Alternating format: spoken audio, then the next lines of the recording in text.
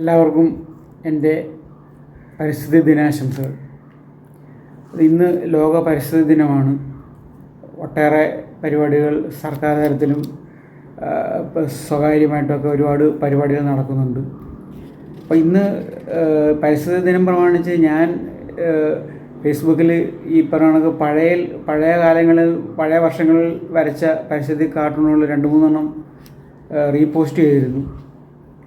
അപ്പോൾ അതുകൂടാതെ ഇന്ന് ഇപ്പോൾ പരിസ്ഥിതി ദിനം പ്രമാണിച്ച് ഇന്ന് തന്നെ ഫ്രഷായിട്ടൊരു കാർട്ടൂൺ വരയ്ക്കണമെന്ന് എനിക്ക് ആഗ്രഹമുണ്ടായിരുന്നു.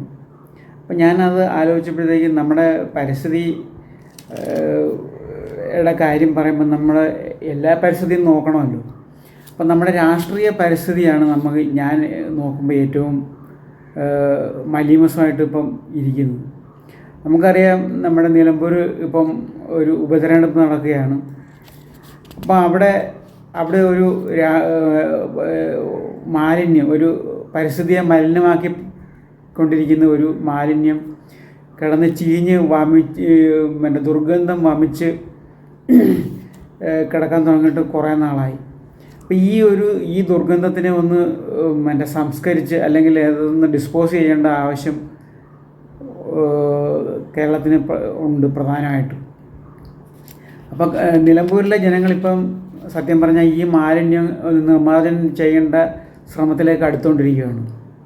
അപ്പോൾ ഈ ഒരു ആശയമാണ് എൻ്റെ മനസ്സിലേക്ക് വന്നത്. ഈ രാഷ്ട്രീയ മാലിന്യം ഏതാണെന്നും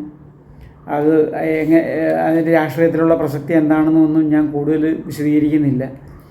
രാഷ്ട്രീയത്തെ മൊത്തം നശിപ്പിച്ചുകൊണ്ടിരിക്കുന്ന, അല്ലെങ്കിൽ മലിനപ്പെടുത്തിക്കൊണ്ടിരിക്കുന്ന ഈ ഒരു രാഷ്ട്രീയ മാലിന്യത്തെ നിഷ്കാസനം ചെയ്ത് ഈ കേരളത്തിൻ്റെ പരിസ്ഥിതി സംരക്ഷിക്കാനായിട്ട് നമ്മുടെ നിലമ്പൂരിലെ എല്ലാ വോട്ടർമാർക്കും കഴിയട്ടെ എന്ന് ആശംസിച്ചുകൊണ്ട് നമുക്ക് ഈ കാർട്ടൂൺ കാണാം. കാർട്ടൂൺ ഇതാണ്. ഈ കേരള രാഷ്ട്രീയത്തെ മലീമസമാക്കിക്കൊണ്ടിരിക്കുന്ന, ദുർഗന്ധം വമിപ്പിച്ചുകൊണ്ടിരിക്കുന്ന ആ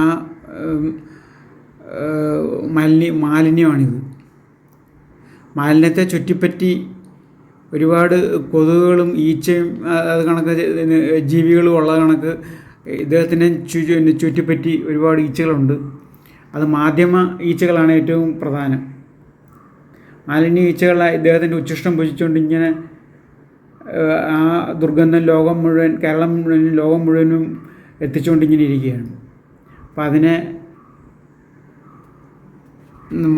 അതിനെ നിഷ്കാസനം ചെയ്യാനായിട്ട്, അല്ലെങ്കിൽ നിർമ്മാർജ്ജനം ചെയ്യാനായിട്ട് വരുന്ന നിലമ്പൂരിലെ വോട്ടർമാരാണിത്.